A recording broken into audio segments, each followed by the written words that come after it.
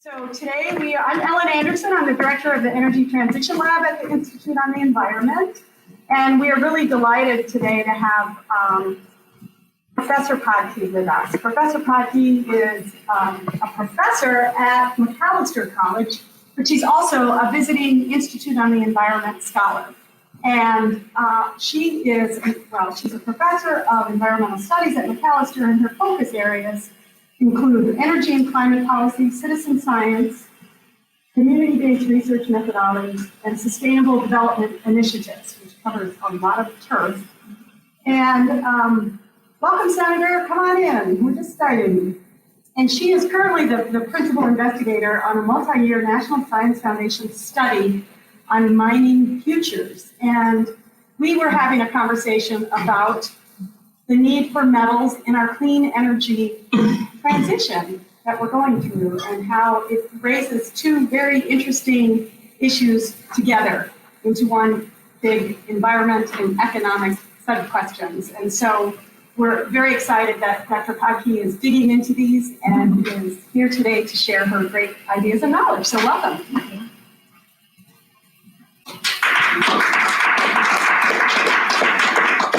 It's inevitable, I think, when you give talks on mining, you end up using all kinds of metaphors like digging. It just happens.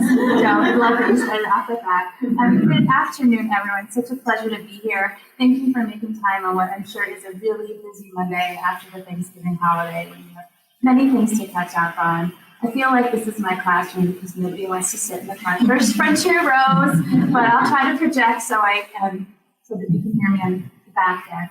So as Alan said, I'm in an environmental studies department, but I come out of the training in political science, and I study how political decisions are made over environmental values, conflicting environmental values in society. And particularly, I'm interested in how we design infrastructure, and I've studied a whole bunch of different kinds of technical systems: hydroelectric dams, wind energy, solar energy, and this project brings together my interest in water and energy and climate.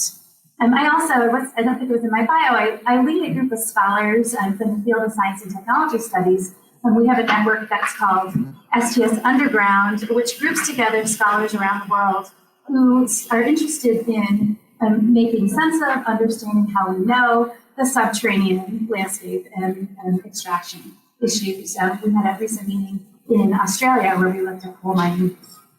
So I'm going to talk today about three related issues, I think, of interest to many of us.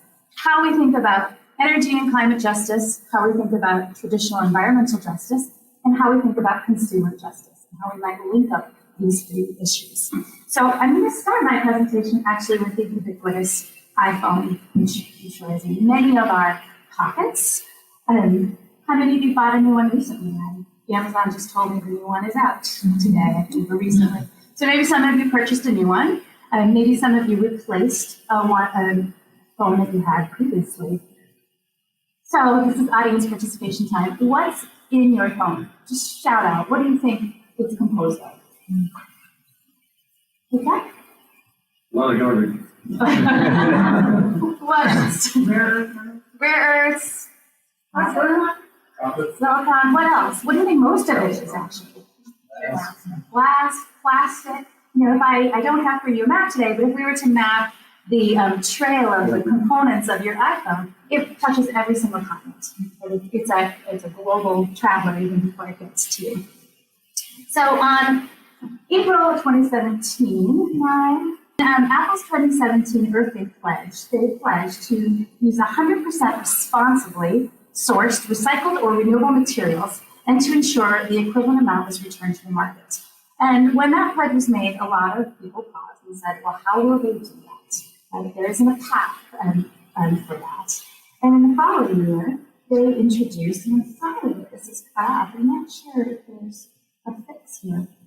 But I'll tell you that in the following year, April 2018, we met Daisy here, and she is a 30-foot-long robot that tears apart phones with 5 robotic arms. At full capacity, she will disassemble 200 iPhones an hour without the need for coffee breaks and all kinds of breaks. She can handle from the iPhone 5 to the iPhone 7 and we'll recover thousands of kilograms of aluminum, cobalt, copper in the circuit boards, and rare earth elements, as some of you mentioned. We can't find Daisy everywhere. She is in Austin and a few locations. And I want to share with you this video produced by Apple.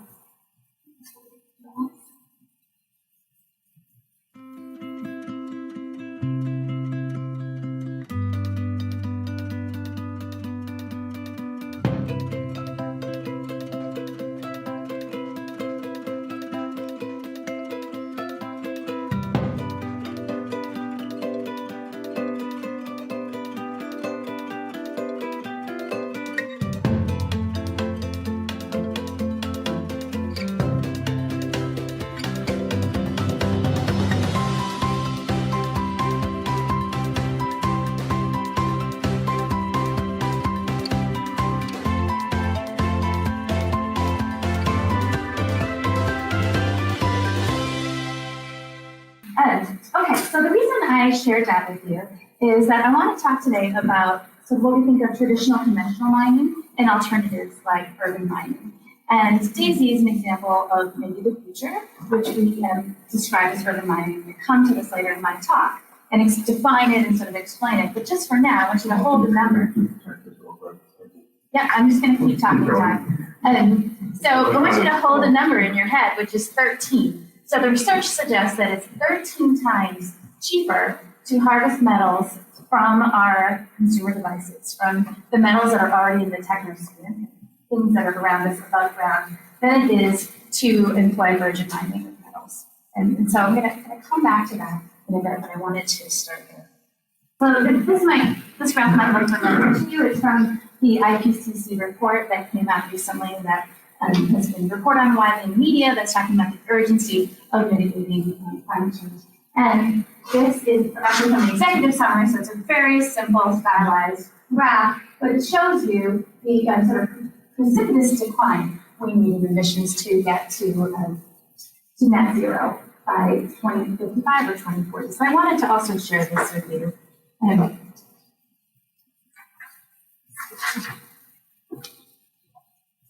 So when we think about the metals that we need for our green energy future and the consumer devices that we hear a lot about, we often think that this is coming from very far off places, right? We think about places like this. This is Bolivia, a National Geographic photograph that describes or illustrates lithium mines in the Atacama Desert. And we often think about places like this. This is lanthanum mining in China. And conventional wisdom is that most of our metals, and particularly precious metals and rare earth metals, are coming from China. Right? And that is true. I think the important parts you can see of this, this is 2014, you can see this is 1970, you can see how much of the volume of the metals that are used in industry around the world come from China. So when we talk about climate change solutions, solutions like this, we are talking about technologies that have a very heavy metals footprint. Someone mentioned rare earths. Rare earths in particular are really important to these range of technologies. They have unique magnetic and catalytic and luminescent properties that are very hard to substitute with other kinds of metals. Now, while we recognize how important these solutions are, I also want to note that there are campaigns moving us towards 100% renewable energy. This is the Sierra Club's campaign. This is a news story about Costa Rica having generated renewable energy for 300 days last year. The City of London's pledge to zero carbon. And Minneapolis very recently became the 65th city to adopt 100% renewables. And then very recently, California's mandate that came out in September. So the reason I want to draw our attention to this is I really want us to think about what would it mean to get to 100% as a nation? And what does that look like? How would our lives change? Would our landscapes change? Who would bear the burden of that 100%? And what's discussed as the electrification of everything. So here's a graphic for us to think about. This is looking at 100% renewable energy and the energy mix And I want to just focus on wind turbines for a minute. Some of you in the audience here I know are very familiar with them. And so based on the data that I've seen, getting to 100% renewable energy, if we just look at the percentage of wind energy that would be contributed, that is equivalent to about 250,000 large scale onshore wind turbines, 5 times as much as we have today. And so it's a pretty enormous scaling challenge that we have in front of us. So I've been interested in these questions, and I was also interested in the metals footprint, which drew me to the World, so this is my source here that says World Bank 2018, and just this past year the World Bank came out with a report, its first report, looking at, title is The Growing Role of Minerals and Metals for a Low Carbon Future. And what they did is model 3 different scenarios. They modeled the blue is 2%, so holding to 2 degrees, holding to 2 degrees warming. The blue is green is 4 degrees, and the red is 6 degrees. So basically, the point being made is if we are to honor the Paris Treaty, then we will have an enormous increase in demand for metals, and some metals even more than others. You can see in here, indium is one where at that 2 degree scenario is a rather staggering new metals supply that we need. So this project for me actually was born one night in January of 2014 when I was at the River Center in downtown St. Paul for the PolyNet hearing, and maybe some of you were there as well. It was a very cold night. It was minus 10 degrees, and there were still, I think, 2,500 people who came out to this hearing. I was particularly taken by a comment made by State Representative Tom Ricavina. And when he took the mic, essentially scolded mining opponents to deposit their cell phones and their iPads at the door if they didn't support PolyNet. And in a kind of orchestrated action, as he was saying that, men, mostly men in hard hats, stood up around the perimeter of the room, and they shook giant paper bags, inviting people to deposit their devices. And it was a very theatrical performance, and it really caught my attention, as did this quote. And I'm going to read it to you because some of it's cut off. All these little gadgets that you have are made from minerals. You can export your pollution to China, or you can have slave labor in Africa. But right here, you can have good union mining jobs in the state of Minnesota. So that began this, for me now, a multi-year project of trying to trace what does responsible mining mean? How does what we do here in Minnesota relate to mining projects around the world? And are there alternatives? I want to contrast that. I was just going to note the online folks need you in full soccer coach mode. No. Okay. So the other quote I wanted to share with you came from another hearing in the city of Duluth a couple years later, where a local citizen took the mic and said, in contrast to the statement before, you, and they were talking to the regulators on the stage, you owe us more than a Faustian choice between economic stagnation and a kind of pollution that lasts 500 years. So I want to use those 2 quotes to frame my comments today. So how do we solve the green tech metals crisis? I'm going to introduce 3 big ideas for us to think of today. The first is that we could repatriate metals and mining back to the United States, and I'll tell you a little bit of when we used to be a metals capital. So we could repatriate, but we could also consider recycling. And lastly, today I'm going to talk about the politics of repair. And all of these, again, are intended to connect climate, environmental, and consumer justice. So I'm not sure if many of you saw that around this time last year, President Trump signed an executive order, and the number is up there on my slide. The title of the executive order was A Federal Strategy to Ensure Secure and Reliable Supplies of Critical Minerals. And it's, as you can imagine, multi-pages long, but I wanted to highlight section 3, which talks about policy. And the policy here is that we need to source new precious and rare earth metals, what they call critical minerals. It's a kind of big umbrella category. That we need to think about the supply chain all the way from exploration through processing and reprocessing. That we need to ensure that our miners have the most reliable information, whether that's geologic or economic, about how these commodities And then lastly, this was really interesting, to streamline or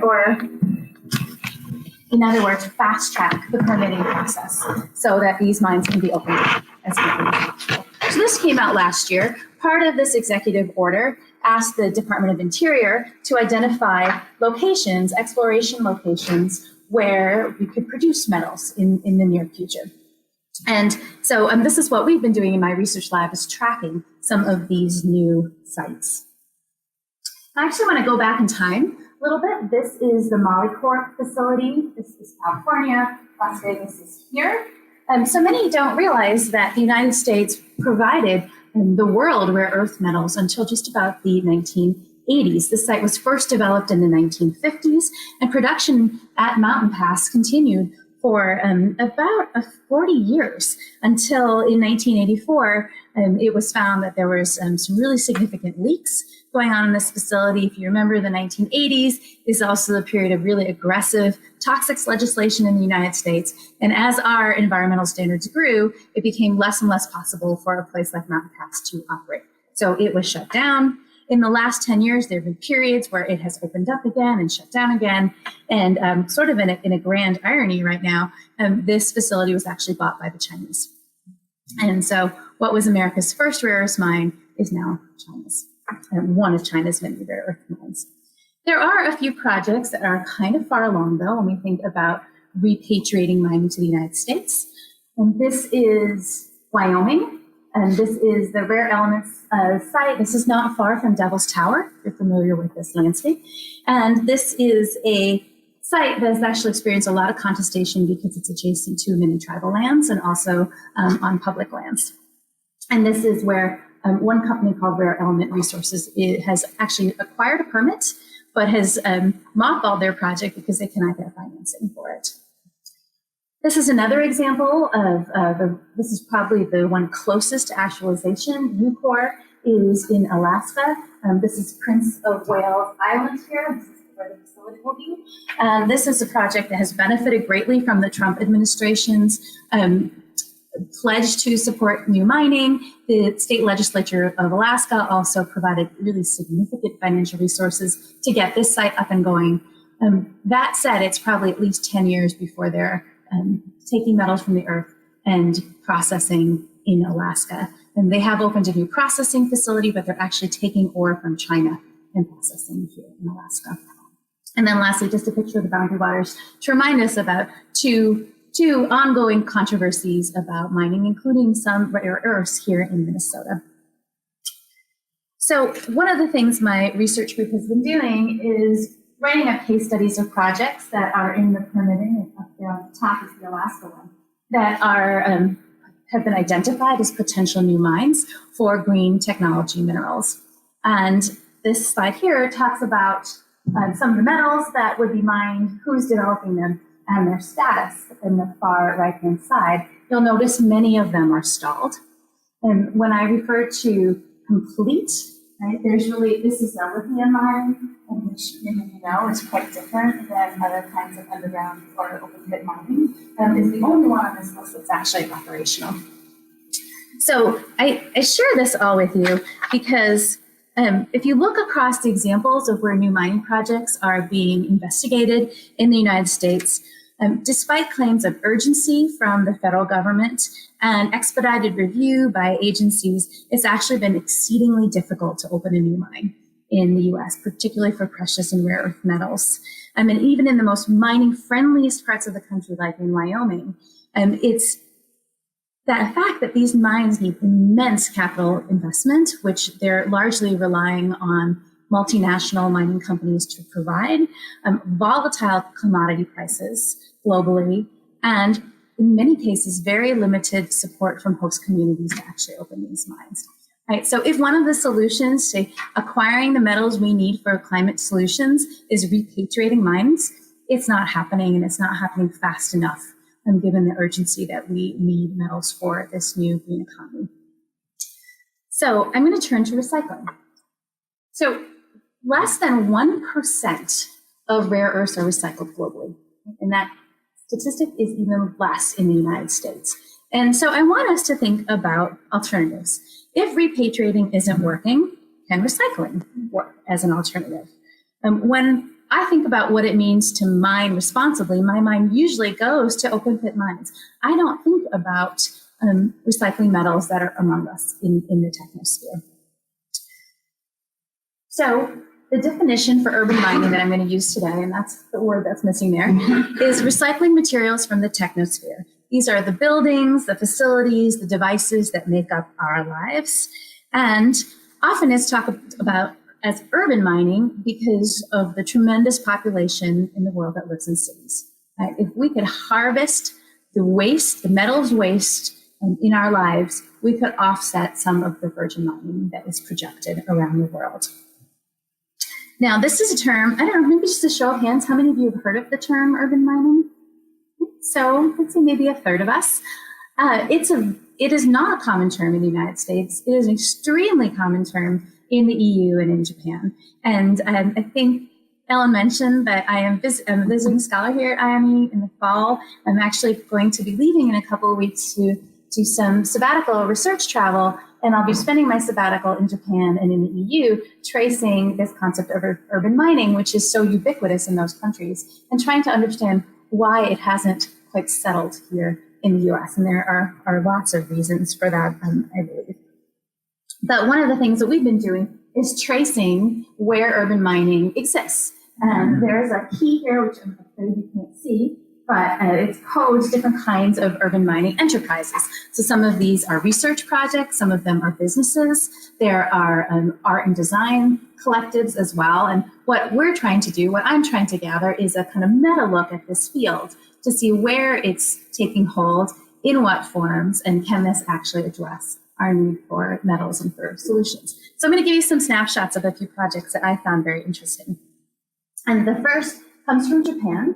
And the important part you see is the Olympic medal. So the Japanese will host the 2020 Olympics, and in a kind of grand gesture of environmentalism, they are producing all of the metals from urban mining. So there's a giant collection project in every prefecture where they're collecting devices of all kinds and harvesting the metals and using that to make the bronze, silver, and gold medals for the next Olympics.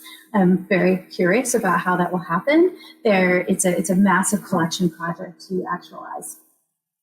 Another example for you is from Amsterdam. So Amsterdam is a site of a large EU-sponsored research collective that is actually prospecting the city of Amsterdam as a mine. And this is a quote from the research study. It says, Amsterdam is an urban mine. Amsterdam is tons of steel, copper, aluminum, gold in the high-rise buildings, in the cables, in the window frames. If you need metals, go prospecting in Amsterdam. And similar studies are underway in Paris and in other global cities. And this really caught my attention because it made me wonder, what if Minneapolis is the mine? And how would that recenter the kind of policies that we would put into place, the relationship we would have with our devices, and the responsibility we might feel for contributing metals to this new green economy. Another example comes from Sweden. Bjorn Wallstein leads a research group at Linköping University, and what they are after is what they call the hibernating infrastructure. So they have created heat maps and are trying to extract all of the metals that lie just below the subsurface. These are cables, these are rails that they believe they could harvest and repurpose. One more example for you is in the city of Rotterdam in the Netherlands. This is a company that's called the Urban Mining Corporation. And I just want to read to you the way they describe their work. Our cities are responsible for the vast majority of the worldwide consumption of materials. And they go on to say that compared to conventional mining, urban mining has higher ore grades, is located close by the above ground, and has many benefits to make it worth investigating. And so this is a company that finds this lucrative work to do. One more quick example for you is on the more playful side. This is of a jewelry company based in Brooklyn, one of my few US upcycles components into jewelry. And And many of you maybe have bought these things where you can't quite tell where the metal is coming from. And in comparison, this is very conspicuous, right? You can imagine where this material came from, and it's really meant to make a statement about the future life of some of our components. So I'm going to actually try to conclude here so we can have time for conversation. I started off talking about DAISY, and I've been thinking a lot about DAISY. I've been thinking about what it means to shift our consciousness as consumers and really think about what recycling in the future might look like. And if we look out 10 or 20 years, which is the time frame that we're thinking about the green economy and the green energy economy, your recycling isn't going to be about those 3 bins that are in the back. And it's already not about that in many parts of the world, right, where we're thinking really beyond paper and plastic to all of these new elements that really could be fundamental for the high-tech lives that we want to lead. And maybe this is the solution, where you have a company like Apple who's investing in doing that recycling, and our part is just to send our devices, or maybe it looks something quite different. And with that, I want to turn to the third solution, which is repair and the right to repair. So there's a movement, maybe some of you are familiar with it in the US, to try to force companies through policy decisions to design our devices differently so that we can repair them. And also this producer take back part of the initiative, which means that those producers take back our devices of all sizes, including large appliances, and repurpose the waste. So these are thought of as fair repair legislation or right to repair legislation, and it is making its way through 20 states in the US, including in Hawaii. And there was a story just last week in the LA Times that I'll mention in a second. This is the organization repair.org, which helps to support these policy campaigns in many states. And you can go there and see some of the templates of legislation, some of the legislation that's been introduced in many states. So this is the headline from the LA Times from just, I think it was last week, was how Apple and other manufacturers attack your right to repair their products. And it talked about the corporations that are standing in the way of right to repair legislation. And it may not surprise you that Apple is one of them, as is John Deere. Right? And that's an interesting story. And one of the reasons that right to repair legislation is has a very strong movement among farmers in Nebraska. And part of that is John Deere's opposition to right to repair. And then I just saw recently Amazon has also started to oppose the right to repair legislation in the sense that they are limiting our opportunity to buy refurbished devices through Amazon. So these are devices that have been repaired essentially and are available on the marketplace. So repair.org has this call out to us as Minnesotans. Again, I'm going to read it to you. It says, it's time to speak out for your right to repair, that a fair repair legislation was introduced in the Minnesota Senate. There was actually a hearing in earlier January of this year. The Senate committee took it up. Right now, there isn't a single state that has actually passed right to repair legislation. So this is an opportunity here and elsewhere to really think broadly about where metals come from and the supply and the demand for metals in the economy. So one of the things that we've been doing in my lab is hosting Fairphone workshops. And I'm going to pass around, this is the guide that we use. Fairphone is a Netherlands-based company that makes a phone that works, but isn't necessarily sexy. It's a little clunky. It's transparent. You can see all the parts. It's imminently hackable. And the point is you buy one and you can continue to save it. And so I find this company fascinating. I tried to buy one and they're very expensive, but I wanted to use it essentially as a prop. And so I'm going to see if I can get an older model that I can afford. But part of what they do is sponsor these workshops. And so we posted several of these at McAllister. These are pictures of students. I really enjoyed seeing all of my faculty colleagues who came to them. And we essentially took apart phones for an afternoon and really got to understand their innards and think about what is there, what can be recycled, what happens to these when they're done. And I think it was enlightening for all of us to really take seriously what our how we use metals in our lives and what part of our responsibility is to the future. And so let me end here much where we started, and I apologize you can't read the entire slide. I'm going to read it to you. This is a statement by Rick Nolan, U.S. Congressman, and the title of the statement is, "It's time for opponents of mining to take responsibility for their high-tech lifestyles." And I think I have enough time to read parts of this to you, especially the parts that I'm missing. The truth is, we need strategic minerals in order to address climate change, one of the greatest and most profound challenges of our generation. Many of the tools in the battle against climate change, windmills, hybrid cars, energy-efficient buildings, are created from minerals like copper, nickel, and steel. Every new electric car contains, on average, 165 pounds of copper, 9 pounds of nickel, 240 pounds of nickel-based aluminum. We can talk more about that statistic. Electric cars are really interesting in terms of the conventional versus the metal footprint there. So hold that thought. But every new wind turbine generating electricity to recharge these vehicles contains on average nearly 200 tons of steel and approximately 4 tons of copper. By manufacturing these products with American mined strategic minerals, so this is the repatriation solution, we can reduce our carbon footprint, keep our air and water clean, and fight back against the effects of climate change that threaten our entire world. In this sense, mining and environmental interests aren't at odds with one another. In fact, they're two passionate causes with one mutually beneficial goal, a green economy. And it ends with saying that out here in Minnesota, we call that a win-win. These kinds of quotes are routinely used in debates about mining. Right? Is this a false bargain? Does having new mines in Minnesota displace mines in Mongolia? Now, there's a lot that we could unpack in this quote.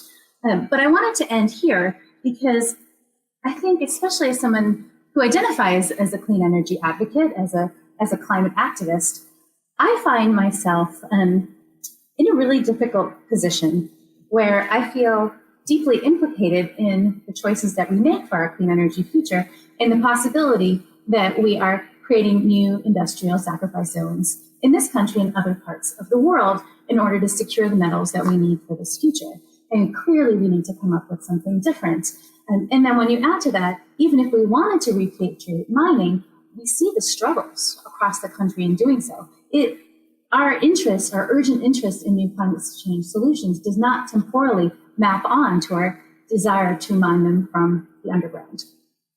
And so given that challenge, what are our alternatives? Can we look to things like urban mining as an alternative? And with that, biggest challenge will be scale. How can we scale up those collection efforts rapidly in order for those to be supplies of new metals? But then also, I didn't want to leave out the consumer justice and the repair and the right to repair piece of this, because I really do think it's a three-legged stool. And to only address one issue means to disregard some of the important other issues. So I'm going to end, which is a thank you slide. Which isn't doing its work. I wanted to acknowledge the support I've had, particularly from the National Science Foundation that has funded this research over the last 3 years, and to a great cadre. I've had 6 students working with me for the last 3 years on this project as well. Some of them are pictured there. But with that, thank you for your time, and I would welcome your comments and your questions.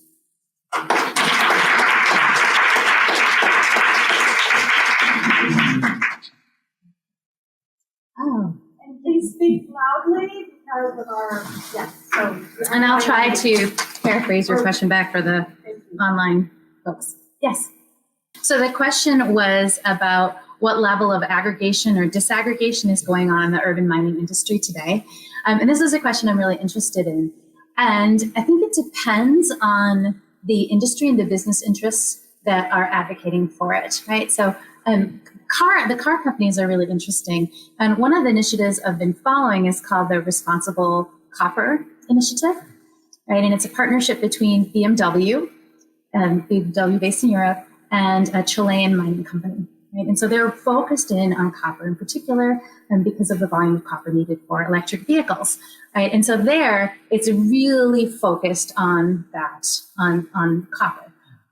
But some of the other urban mining projects that we've been looking at are basically attached to large smelters, and different kinds of ore, comes in, it's smelted and it's separated, and that smelting process can be highly toxic. So in those contexts, right, urban mining may not be the best solution as it's being done. There's one very controversial project called the Solvay project in Western France that was purported to be sort of the first big urban mining initiative in France. It had a lot of government support. And then over time, a lot of the communities around there said, this is really toxic. We don't actually want this in our backyards. So it was another version of this similar problem. So I think it's really dependent on the way it's handled in each country. Now, the European Union, through its WE directive, its waste and electronics directive, has a really fascinating platform online which disaggregates metals and tries to do some statistical analysis on how much supply there is out there, where it's located, and how it would be recycled. So that's in part what I'm talking about, the difference in the sophistication across the EU compared with what is going on in the US. Is there a question over there? Yeah. Can you talk a little bit about the level at which innovation is being made in terms of breakout of reduce waste production versus the recycling? Because in a way, if you are going to make policy decisions, in a way you have to look at a finer analysis of specifics of that. And I know that there's a myriad of different products, and you can just go down. It's a very difficult thing, but there must be some early studies or some general ideas of that. I mean, you can go back to the 80s, you reduce first thing recycling, compost, and there's that general stuff, but technically the analysis of how much energy, how much resources, how much water, all of those things go into it. I'm wondering if you can shed any light on it. Yeah, thank you. This is, again, it's a really interesting facet, particularly about the shift to urban mining. What I realized, and as I've been doing this work for the last 3-4 years, is that urban mining is likely going to be the domain of waste management and not of mining companies. Right? Mining companies don't think about collection, right? They think about extraction. And so that shift to a collection-based metals economy means really learning from waste collection, and we're actually seeing that it's those waste collection firms that are moving into this space. They are colonizing urban mining way faster than mining companies are because they have the tools, the models to do it. And so that in itself is quite disruptive and is interesting to follow. And I don't know enough about your question historically, and even in our contemporary moment, all of the data we can look at there. But as I said, that one thing that strikes me is that the way we do it now is unlikely the way we'll be doing it in the future. Just so one example, I don't know how many of you have tried to dispose of your electronics and found how challenging it is to do so. I actually have in my car right now this whole box full of the components from our phone dismantling workshops that I'm trying to figure out what to do with. Now, I usually take them to Tech Dump, which is not far from here off of Prior Avenue in St. Paul. And one of those times we got a tour of that facility to understand what happens to the things that we're trying to dispose of. Right? Now, interestingly, and I apologize, this might seem like a bit of a tangent, but most of those kinds of facilities in the US, and Tech Dump is an example, are not really primarily about recycling. They're primarily about first jobs for incarcerated people who are coming back into the workforce. And so they're low-paying, entry-level jobs. It's not a high-tech operation, right? And they are getting some job training, and they're likely going to move on. So that is the model. That is very different than what we see in Europe and in Japan, where you can take a 6-week course in Belgium and be certified as an urban miner, and it's considered a high-tech career choice. And so there are all this sort of facets of what it means to be in this industry, who's supporting it, the kinds of infrastructure that's being laid down, that I think is part of your question. And I've asked this myself, where is the break between what we think of as recycling and conventionally and what we think of as the future circular economy, which is really Yeah, thank you. So for those online, hi. The question was had two parts. The first is of the materials that we collect now, how can they be repurposed in the economy? And the second question was, are there opportunities to do some of this work here in Minnesota?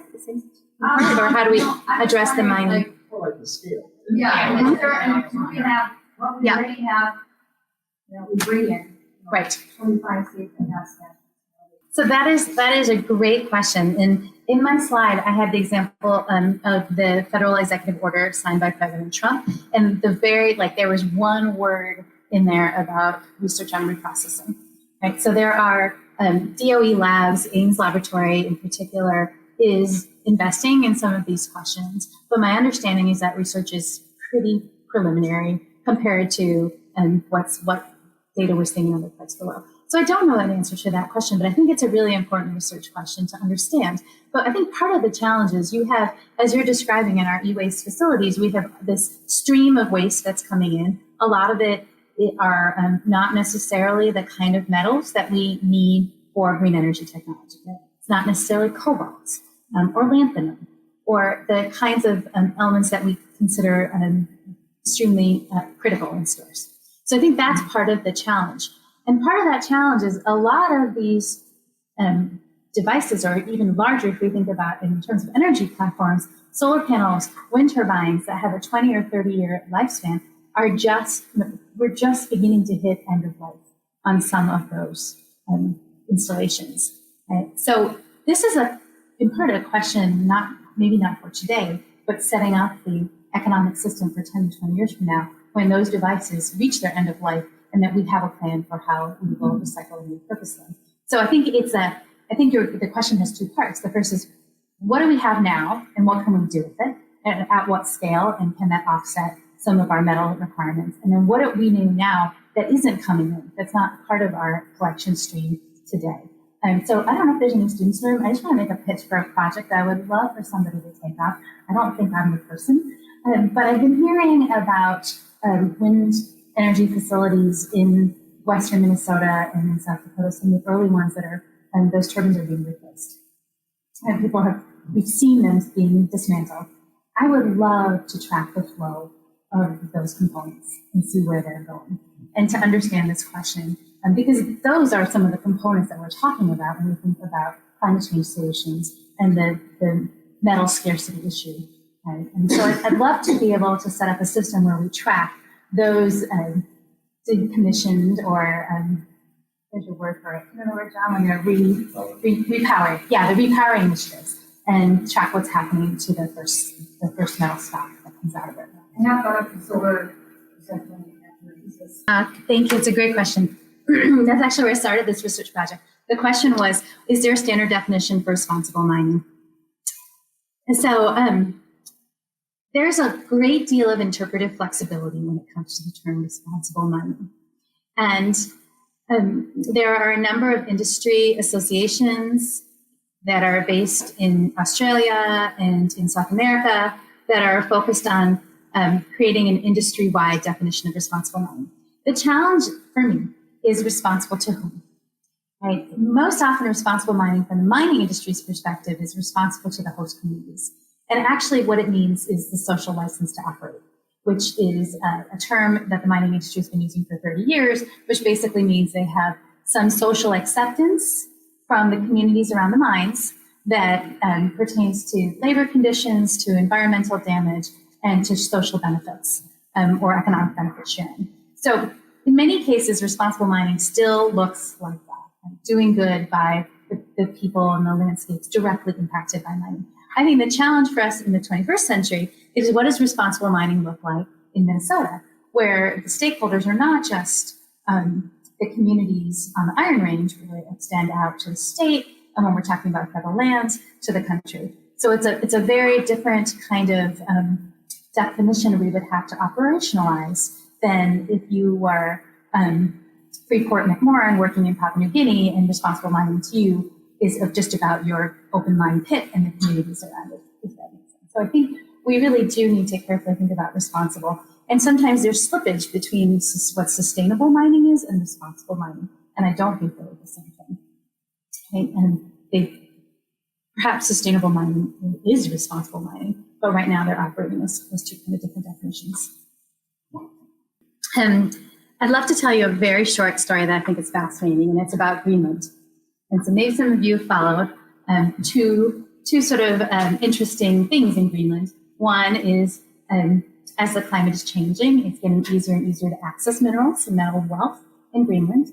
And on the other hand, Greenlanders desperately want their independence from Denmark. So this is an example of how quick or fast or slow things are going in other parts of the world. Because Denmark is part of the Nuclear Non-Proliferation Treaty, right now the Greenlanders cannot mine for those metals because the rare earths are co-located with uranium and other radioactive minerals. And so part of their independence struggle from Denmark is about their own economic development as a nation, and they're tied together. Right? They can't mine unless they can secede from Denmark, and when they do, they see this vast wealth that they will exploit as soon as they can, because they see that as pivotal to their political future. Now that's a really interesting contrast to the kinds of mines that are trying to be developed here in the U.S. I mean, part of the reason the permitting is so challenging is because we have NEPA, we have NEPA, the National Environmental Policy Act, which requires environmental impact statements, and we have a state level analogous system, and all of these slow down the permitting process. I mean, PolyMed is 10 years into its permitting process, right? And so that is part of it. Now, so many of us would feel like that's the appropriate amount of time that you would need to carefully turn over every rock and understand those impacts. But those don't exist around the world, and it does make mining go much faster. And also, you have corporations that have mined in the same regions, and it's very hard to see where the boundary is between the state and those mining corporations, particularly in parts of Latin America. And so it's very easy. I mean, there is no permitting process. It's very easy to extend the work of those companies. So just really quickly on that, one of the things that I found really important to distinguish between claim for responsible mining in Minnesota, like in the Bukovina and the Nolan quotes that I shared, is there is a sort of premise that repatriating mining to Minnesota means that we would have less human rights violations around the world. But that is a false promise. There is nothing that says that one mine here means one less mine in Mongolia or in Papua New Guinea. Right? In fact, it's probably going to continue at a first pace in all of those places. And so I feel like you really need to challenge that claim of responsibility that suggests that mining here is displacing dangerous mining somewhere else. Yes. So the question was, first off, about steel and the recycling of steel and how it's used in the economy. Another example locally is of US Bank. And your question was, as we think about recycling of metals, there's a part of that will be raw, you said raw products, and how do we think about where that comes from? And so I want to link back to a response I had earlier about waste collection versus mining companies. And this is what we're starting to see in some mining companies around the world, is this sort of vertical integration where they're looking at stocks and looking at them in a diversified way. Right? So it could be that some of their stock is coming from metal that's being ored in a facility, and some of it is being composed of things that they've collected. Right? And so those mining companies have the ability to do that in a very different way than if urban mining is the domain of trash companies and waste management companies. So that's part of what I'm trying to tease out. And then trying to look at examples of mining companies and there is there's a couple in Europe that are trending this way that started off as traditional mining companies that have now added urban mining as a portfolio of their work, and trying to understand how those stocks are commingling and how they're thinking about as they plan their mining investments. Okay, so I'm getting the hook here from Ellen. Thank you very much for coming and for your questions and comments. This is an ongoing project, and as I mentioned, I'm just beginning some of the international field work in 2019, and so I welcome your contacts, your leads, your questions as this unfolds. Thank you so much.